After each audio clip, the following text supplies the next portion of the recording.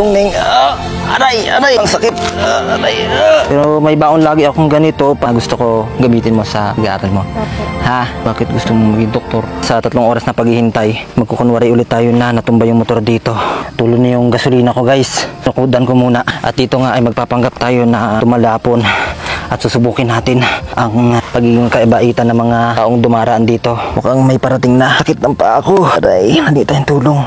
Tulong! Tulong, Ning! Sakit ng paa ko. Tulong, Ning! Aray ko. Tulong, Ning!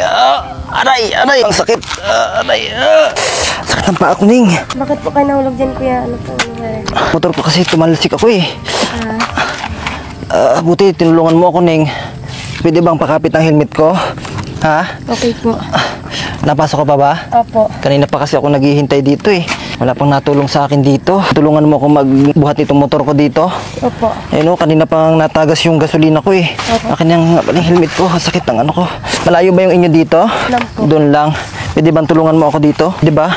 Ayan, tulungan mo kung buhatin itong motor. Opo. Aray ko. Mabigat ba?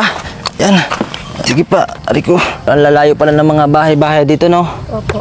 Taga saan po kayo, kuya? Ha? Malayo kasi ito dito eh. Malayo nga eh, kasi naniningil ako yun. Gasolina ko, natulo na oh. May malapit ba ditong pagamutan? Saan pa ba ang may pagamutan dito? Doon po yun oh. Doon pa? Opo. Malayo pa. Gaaral ka ba? Opo. But pag kami nakikita ka bang humihingi ng tulong, tutulungan mo? Opo. Dahil napakabuti mong bata, meron akong ibibigay sa'yo. Okay lang ba sa'yo na may ibigay ako sa'yo? Mili ka dito. Taga saan po kayo, kuya? Doon pa ako eh, kasi umikot-ikot nga ako, naniningil nga ako. Pero may baon lagi akong ganito para mga katulad na tutulong. Gusto ko sana, okay lang ba na pumili ka dito? Para, alam mo, kapag may nakikita ko mga deserving na mga bata, talagang binibigay ko to. Yun na, sigurado ka na ba? Sigurado ka na ba? Yan na yung pipiliin mo? May ballpen? Anong grade mo na ba? Grade 7 po. Grade 7. Ano bang pangalan mo? Stephanie po. Stephanie. Sige, pili ka na. Ayan, para sa'yo yan ha. Gusto ko sana, basahin mo yung tanong dito. Ano ang pangarap mo sa buhay o gusto mo maging? Bakit gusto mo maging doktor? Para matulungan ko po ang magulang ko. Bakit ba gusto mong tulungan yung mga magulang mo? Ha? Para hindi po sila mahirapan. May sakit ba si papa mo? Si mama mo? Opo. Ano ba sakit ni mama mo?